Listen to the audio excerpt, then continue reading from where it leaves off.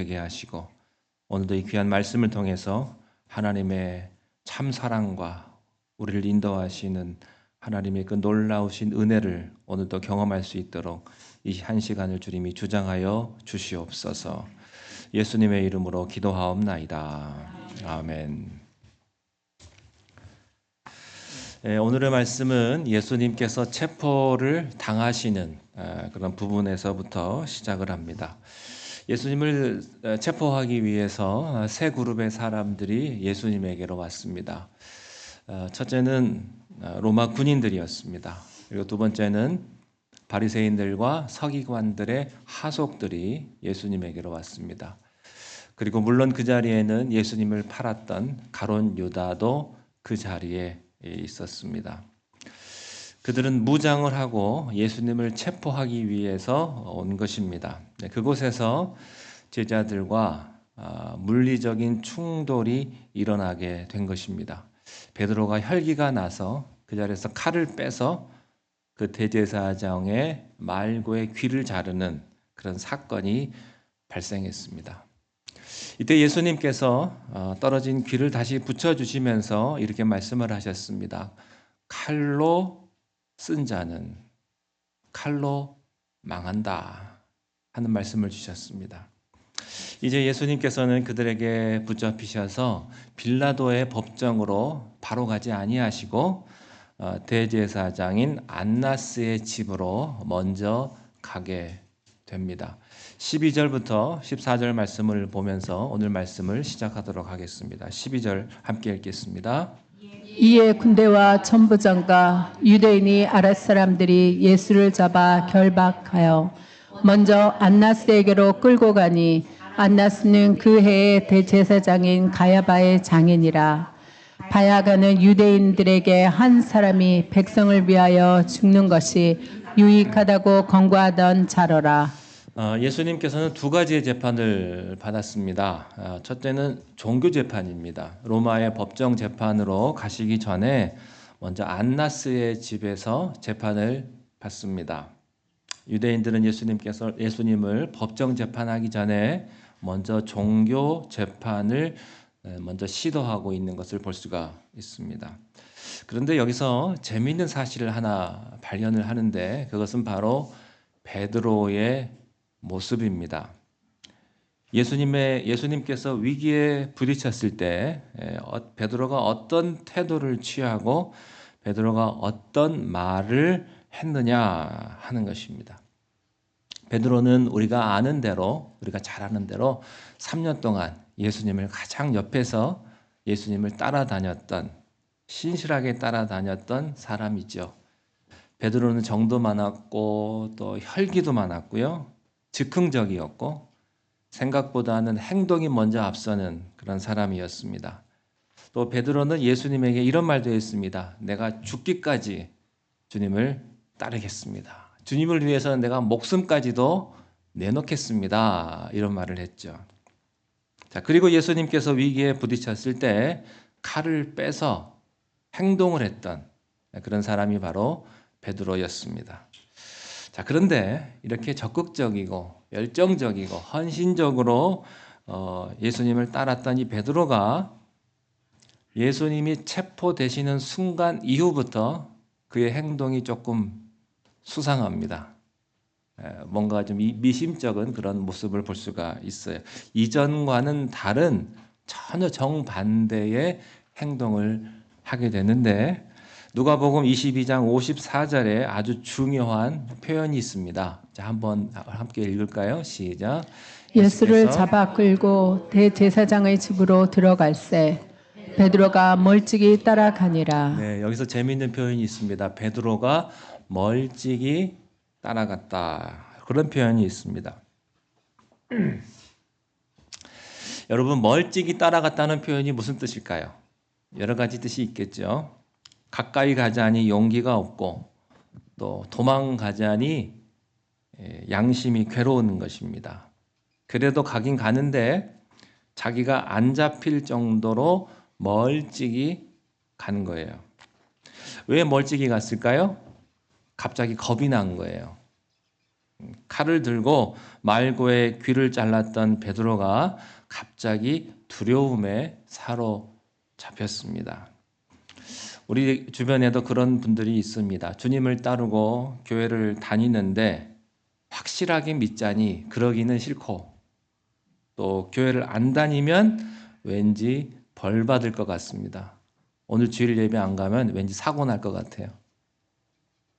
그러니까 교회를 오긴 오고 설교를 듣긴 듣지만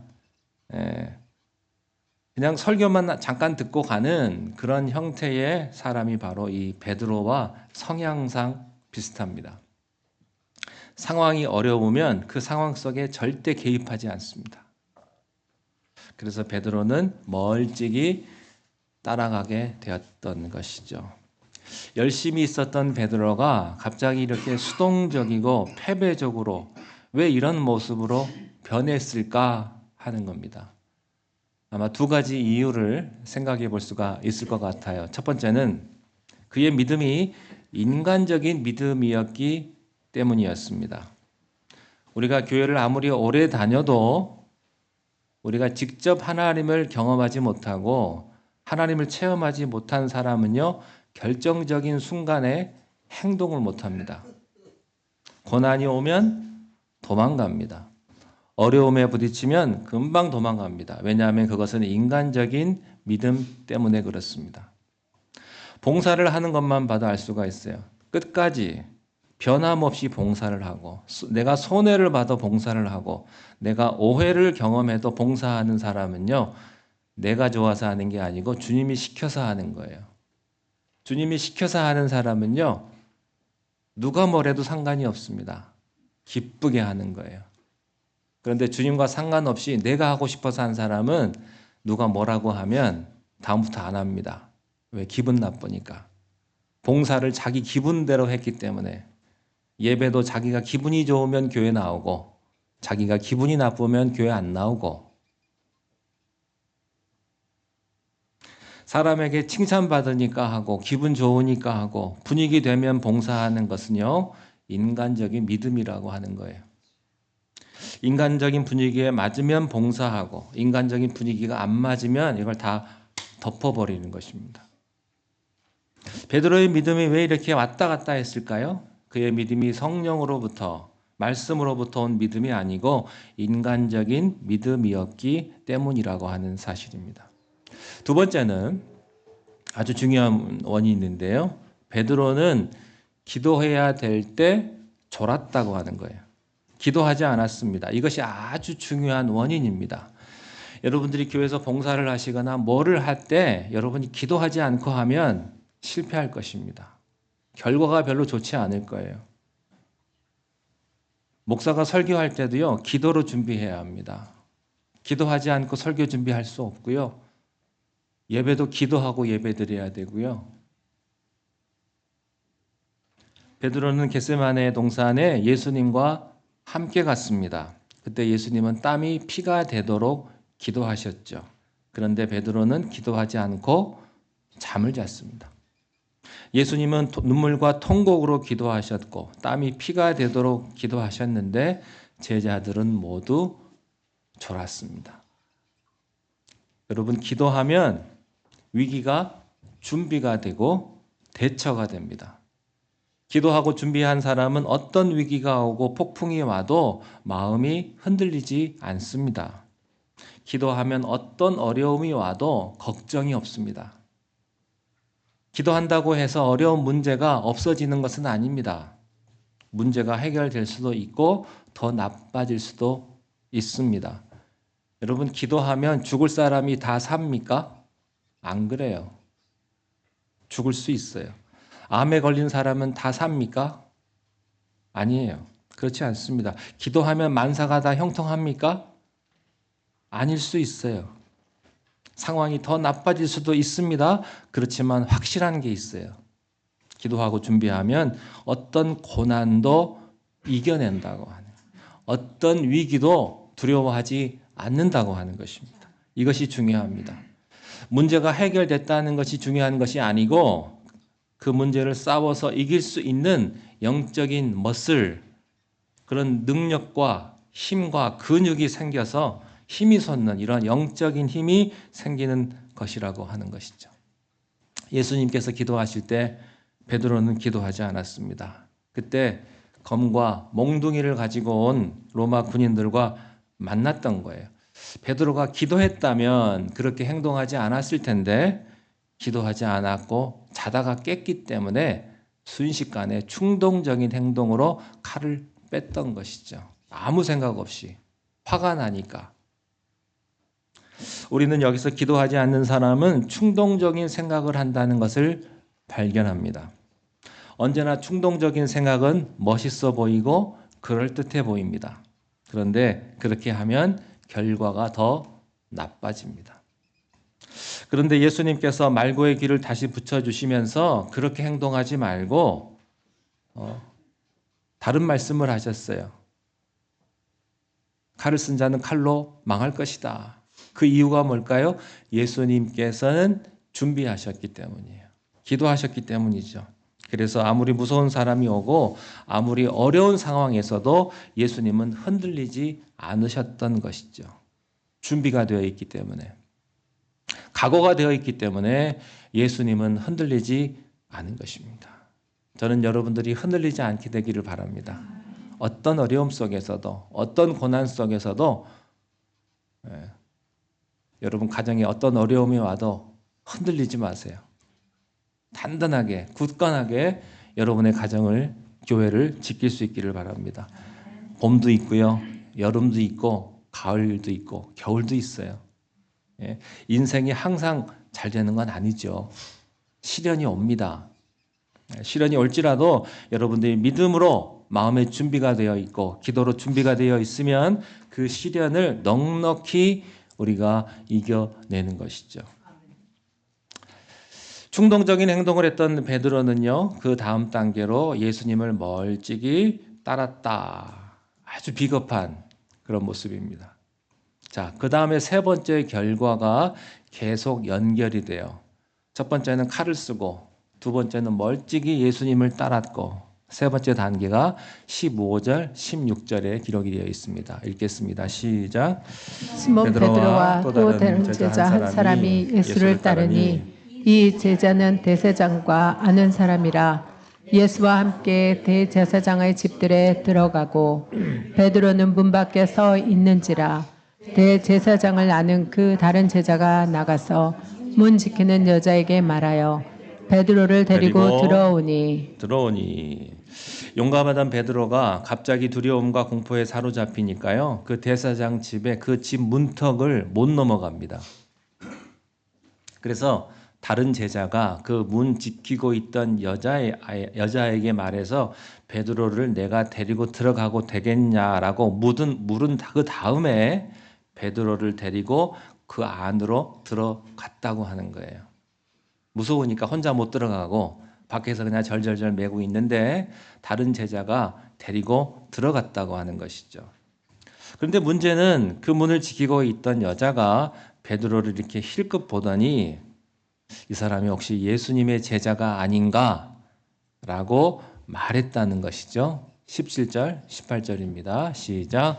문 지키는 여종이 베드로에게 말하되 너는 이 사람의 제자 중 하나가 아니냐 하니 그가 말하되 나는 아니라 하고 그때 추운 고로 종과 아랫 사람들이 불을 피우고 서서 쬐니 베드로도 함께 서서 쬐더라. 베드로가 첫 번째 나는 예수의 제자가 아니다 이렇게 부인을 했습니다. 근데 이 여자가 대단한 여자가 아닙니다. 무서운 여자도 아니에요. 그런데요, 사람이요 한번 겁을 먹고 사람을 무서워하기 시작을 하면 상대방이 굉장히 커 보입니다. 별것도 아닌데 아무것도 아닌 일을 어렵게 보는 거예요. 베드로가 지금 그 상황이에요. 여자 문지기에게도 쩔쩔맵니다. 그래서 베드로는 자기 신분을 숨기고 자기의 신앙 고백을 부인해 버립니다. 나는 예수 안 믿는다고. 자기는 예수의 제자가 아니라고 그렇게 말하는 거예요. 베드로가 가진 믿음은 굉장히 큰 믿음인 것 같았지만 인간적인 믿음이었고 육적인 믿음이었다라고 하는 거예요. 그 믿음은요, 보통 때는 드러나지 않는데 이런 위기 상황에 딱 들어서면 진짜가 드러나게 되는 거예요. 진짜 믿음이 뭐냐 하는 거죠. 베드로가 참 창피하게 그 믿음의 미천이 다 드러났습니다. 베드로는 아주 중요한 시간에 졸았어요. 졸았기 때문에 영적으로 준비가 안 됐던 것이죠. 십자가를 감당할 만한 준비가 안 돼 있었던 거죠. 여러분의 가정에, 여러분의 자녀들에게, 여러분의 비즈니스에 갑자기 위기가 올 수 있어요. 어쩌면 그 비즈니스를 잃어버릴지도 몰라요. 그러면 갑자기 불안해지기 시작을 합니다. 이러다가 내가 어떻게 되지? 불안이 점점 나를 엄습해 오는 거예요. 그러면 그 불안은 여러분을 지배하게 될 거예요. 두려움은 점점 여러분을 지배하게 될 것입니다. 그리고 사람들은요, 좋은 상상력을 갖기보다는 항상 나쁜 쪽으로 상상력을 갖습니다. 그리고 그 최악의 상상력을 생각하고 나중에 자기가 상상한 것이 사실이라고 믿는 거예요. 여러분, 의처증이나 우부증은요, 약도 없어요. 자기가 믿기 때문에. 사실은 그게 아닌데 자기가 믿는다는데 어떡합니까? 여러분이 나쁜 상상력을 갖게 되면 그게 사실이라고 믿게 돼버리는 거예요. 그러면 방법이 없어요. 고칠 방법이. 바로 그 현상이 지금 베드로에게 나타나는 거예요. 자, 19절부터 21절까지 말씀 읽겠습니다. 시작. 대제사장이 예수에게 그의 제자들과 그의 교훈을 대하여 물으니 예수께서 대답하시되 내가 드러내놓고 세상에 말하였노라. 모든 유대인들이 모이는 회당과 성전에서 항상 가르쳤고 은밀하게는 아무것도 말하지 아니하였거늘 어찌하여 내게 묻느냐? 내가 무슨 말을 하였는지 들은 자들에게 물어보라. 그들이 내가 하던 말을 아느니라. 베드로가 두려움에 사로잡혀서 이제 문지기 여자 아이에게 두려움을 갖고 있을 때, 어려움을 겪고 있을 때에 그 시간에 재판이 시작이 되었습니다. 대제사장이 묻습니다. 도대체 당신이 무엇을 가르쳤길래 여기까지 왔느냐? 그런데 여기서 우리가 발견하고자 하는 것은요, 예수님의 태도입니다. 예수님의 말하는 모습을 한번 보십시오. 얼마나 당당합니까? 그리고 얼마나 자유롭습니까? 누구를 공격하는 말이 아니라 두려움이 없는 말입니다. 두려움이 없는 표정입니다. 이유가 무엇일까요? 준비가 되어 있기 때문이에요. 예수님은 땀이 피가 되도록 기도했거든요. 그날 밤에 금식했고 그날 밤에 준비했고 그날 밤에 하나님과 대화를 많이 했거든요. 그러니까 누가 뭐래도 흔들리지 않는 거예요. 여러분, 누가 뭐래도 흔들리지 않는 사람이 되기를 바랍니다. 세상에 어떤 사건이 생기고 누가 뭐라고 나에게 욕을 해도 여러분 멘탈이 흔들리지 않기를 바랍니다. 하나님과 대화를 많이 한 사람은요, 흔들리지 않아요. 예수님이 그러셨습니다. 예수님은 공개적으로 얘기했고 나는 숨길 것이 없다고 이렇게 말을 했습니다. 그때 내 말을 들은 사람을 다 불러서 증인 삼아서 물어보면 될 거 아니냐 이렇게 말하는 거죠. 예수님의 태도는 당당합니다. 그런데요, 권력을 가진 사람은요, 이렇게 당당한 사람을 보면 미워요. 이런 사람은 좀 내 앞에 와서 머리도 좀 숙이고 손도 좀 비벼주고 또 비굴하게 나에게 좀 해야 되는데 그래야 권력자가 좋아하는데 예수님은 그렇지 않은 거예요. 자, 22절 보겠습니다. 시작. 이 말씀을 하심에 곁에 섰던 아랫사람의 하나가 손으로 예수를 쳐 이르되 내가 대제사장에게 이같이 대답하느냐 하니 사람들은요, 예수의 태도를 가지고 문제 삼는 거예요. 여러분, 내용 가지고 문제 삼을 게 없잖아요. 그럼 태도를 가지고 문제 삼습니다. 너 그 말하는 말투가 뭐냐? 이거예요. 왜 그런 식으로 말하냐? 아주 건방지다 이거죠. 그래서 예수님을 주먹으로 치는 거예요. 그런데 예수님이 거기에 대해서도 흔들리지 않아요. 예수님께서 대답하시되 내가 말을 잘못하였으면 그 잘못한 것을 증언하라. 바른 말을 하였으면 내가 어찌 나를 치느냐라고 하시는 거예요. 예수님의 태도는요, 흔들림이 없으십니다. 마음의 흔들림이 없는 거예요. 돈에 흔들리지 않고, 권력에 흔들리지 않고, 폭력에 흔들리지 않아요. 기도한 사람은요, 교만하지 않습니다. 기도한 사람은 교만하지 않을 뿐만 아니라 당당하고 자유로워요. 여러분, 돈이 없는 게 가장 불행한 것이 아니고요, 흔들리는 게 불행한 거예요. 여러분이 아직도 공포와 두려움에 휩싸여 있는 게 그게 불행한 거예요. 미래에 대해서 자신감이 없는, 자존감이 없는 문제지 돈이 없는 게 문제가 아니라 말이죠. 사랑하는 성도 여러분, 우리가 한평생 세상을 살아나가다 보면 어려운 일들이 한두 번 있습니까? 어려운 문제가 지금 끝난다고 다 끝난 것입니까? 아니죠. 여러분, 하나님과 깊은 교제를 갖게 되기를 축원합니다. 하나님과 얘기를 많이 하십시오. 하나님의 음성을 들으세요. 하나님의 말씀을 들으세요. 기도 못하시는 분들 성경 읽으세요. 하나님 말씀이세요. 이게 나에게 주시는 말씀이다. 그렇게 생각하고 성경을 읽으세요. 그러면 어떤 환난이 와도 이겨낼 수 있는 거예요. 고난은 파도와 같은 거예요. 왔다가 가고 계속해서 오는 거예요. 여러분, 물이요, 뚝을 넘지 않게만 하면 되는 거예요. 아무리 비바람이 치고 뭐 난리가 나도요, 물이 뚝만 안 넘으면 되는 거예요. 다시 물은 내려가게 되어 있다고요. 그런데 그 물이 뚝을 넘어가면 문제가 되는 거예요. 사고 납니다. 자, 안나스 대제사장은 이제 더 이상 자기가 할 말이 없기 때문에 자기의 사위인 가야바 대제사장에게 또 예수를 보내요. 24절 보겠습니다. 시작. 안네스가 예수를 결박한 그대로 대제사장 가야바에게로 보내니라. 이제 예수님에게 맞춰졌던 그 카메라의 포커스가 다시 멀리 숨어 있는 베드로에게 이렇게 포커스가 맞춰지는 거예요. 네. 자, 25절을 보겠습니다. 시작. 시몬 베드로가 서서 불을 쬐더니 사람들이 묻되 너도 그 제자 중 하나가 아니냐? 베드로가 부인하여 이르되 나는 아니다 하니. 사람들은 베드로가 예수님의 제자 같다고 얘기를 했습니다. 그랬더니 베드로가 또 뭐라고 합니까? 아니다. 나는 예수의 제자가 아니다. 두 번째 부인을 합니다. 자, 26절, 27절입니다. 시작. 대제사장의 종 하나는 베드로에게 귀를 잘린 사람의 친척이라 이르되 내가 그 사람과 함께 동산에 있는 것을 내가 보지 아니하였느냐. 이에 베드로가 또 부인하니 곧 닭이 울더라. 이 사람은 아마 귀를 잘린 사람 말고의 친척이었던 것 같습니다. 그 사람이 얘기하는 당신은 예수 옆에 있었던 제자 같다. 베드로가 세 번째 예수님을 부인합니다. 다른 성경에 보면 예수를 저주하며 부인했더라 이렇게 돼 있어요.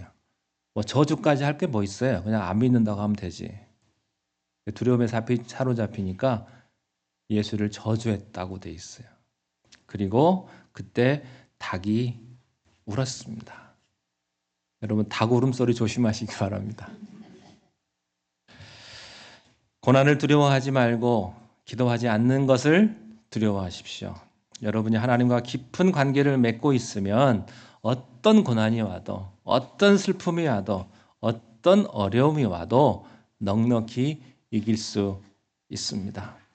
베드로는 참 인생이 불쌍하게 됐어요.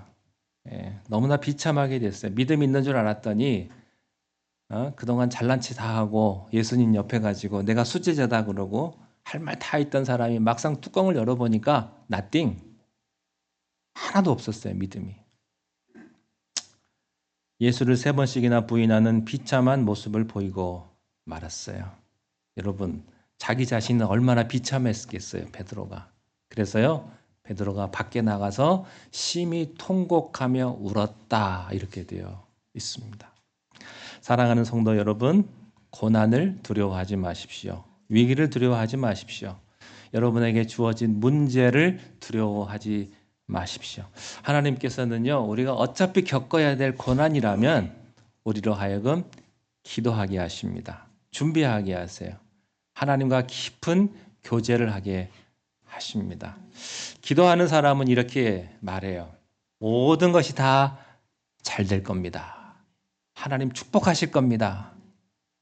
주님이 우리 사정을 다 아시거든요. 기도하겠습니다. 하나님 아버지, 우리가 날마다 주님과 함께 동행하는 삶을 살아가기를 원합니다. 기도하는 우리가 되게 하시고, 아버지 하나님, 우리의 모든 것을 다 주님 앞에 내어 맡기며 주님 인도하시는 대로 우리가 따라갈 수 있도록 하나님 우리의 삶을 주장하여 주시옵소서. 예수님의 이름으로 기도하옵나이다. 아멘.